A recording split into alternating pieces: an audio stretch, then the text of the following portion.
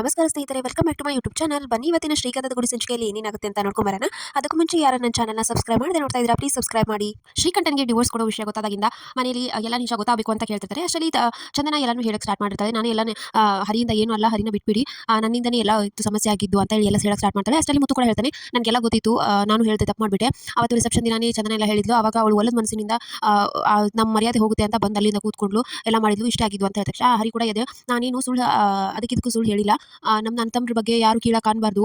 ಈಗ ಬೇರೆಯವ್ರ ಮನೇಲಿ ಏನಾದರೂ ಗಾಯ ಆಗಿದೆ ಅಂದ್ರೆ ಉಪ್ಸುರಿತಾರೆ ಹೊರತು ಆ ಗಾಯಕ್ಕೆ ಯಾರು ಔಷಧಿ ಹಚ್ಚಕ್ಕೆ ಬರೋದಿಲ್ಲ. ಅದಕ್ಕೆ ನಾನು ಸುಳ್ಳು ಹೇಳಿದ್ದು ಬಿಟ್ಟರೆ ಅದು ಬಿಟ್ಟರೆ ಯಾವುದೇ ನನ್ನ ದುರುದ್ದೇಶ ಇದ್ದಿದ್ದಿಲ್ಲ ಅಂತ ಹರಿ ಕೂಡ ಬೇಜಾರು ಮಾಡ್ಕೊಂಡು ಅಲ್ಲಿಂದ ಹೊರಟು ಹೋಗ್ಬಿಡ್ತಾನೆ. ಇವರೆಲ್ಲ ಮಾತಾಡೋದನ್ನ ಹೊರಗಡೆ ನಟರಾಜ ಕೂಡ ನಿಂತು ಕೇಳ್ತಿರ್ತಾನೆ. ಅವನು ತುಂಬಾ ಮನಸ್ಸಿಂದ ನೋವು ಮಾಡ್ಕೊಂಡು ಆಳ್ತಿರ್ತಾನೆ.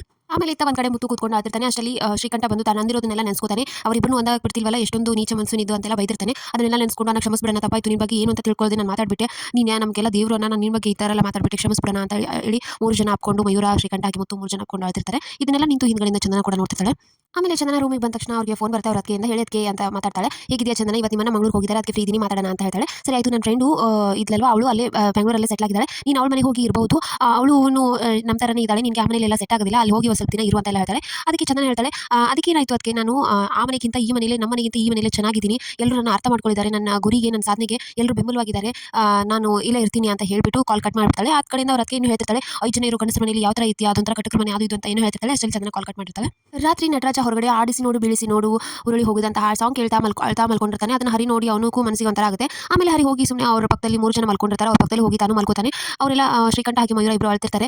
ಆವಾಗ ಮಯೂರ ಅವ್ನ ಕೈ ಹಿಡಿತಾನೆ, ನಾನು ಬೇಕು ಅಂತ ಈ ಥರ ಮಾಡಿಲ್ವೋ, ನಾನು ಮನಸಾರೆ ಪ್ರೀತಿಸಿದ್ದೀನಿ ಚಂದನನ, ಇವಾಗ ಬಿಟ್ಟು ಹೋಗ್ತಿದೆ ಅಂತಂದ್ರೆ ನನಗೂ ತುಂಬ ನೋವಾಗ್ತಾ ಇದೆ, ಮನಸ್ಸಿಗೆ ತುಂಬ ಗಾಯ ಆಗ್ತಿದೆ, ನಾನು ಸುಳ್ಳು ಹೇಳಿರ್ಬೋದು, ಆದರೆ ನನ್ನ ಪ್ರೀತಿಗೆ ನಾನು ಯಾವತ್ತೂ ಸುಳ್ಳು ಹೇಳಿಲ್ಲ, ಅಲ್ಲಿ ತಾಳಿ ಕಟ್ಟಿರ್ಬೋದು, ಅವಳು ಫೇಕ್ ಅಂತ ಅನ್ಕೊಂಡಿದ್ದಾಳೆ, ಆದರೆ ಒಂದು ಕಾಗದದ ಮೇಲೆ ಅವಳೆಲ್ಲ ಡಿಸೈಡ್ ಮಾಡಿದ್ದಾಳೆ, ಆದರೆ ನನಗೆ ಅದು ಹಂಗೆ ಅನಿಸಿಲ್ಲ, ನಾನು ಅವಳನ್ನ ನಿಜವಾಗ್ಲೂ ಪ್ರೀತಿಸ್ತಾ ಇದ್ದೀನಿ, ಬಿಟ್ಟು ಹೋಗೋ ಇದರಲ್ಲಿಲ್ಲ ಅಂತ ಹೇಳ್ತಾಳೆ. ಅವಾಗ ಮಯೂರ ಅಳ್ತಿರ್ತಾನೆ. ಮಯೂರ ಸಾರಿ ಕಣೋ, ನಾನು ಇಷ್ಟೇ ನಿನಗೆ ಸಮಾಧಾನ ಮಾಡೋಕ್ಕಾಗೋದು, ನನ್ನನ್ನು ಕ್ಷಮಿಸ್ಬಿಡು ಅಂತ ಮಯೂರನ್ಗೂ ಹೇಳ್ತಾನೆ. ಈತ ಹೊರಗಡೆ ನಟರಾಜ ತುಂಬ ಅಳ್ತಿರ್ತಾನೆ ಆ ಸಾಂಗ್ ಕೇಳ್ತಾ.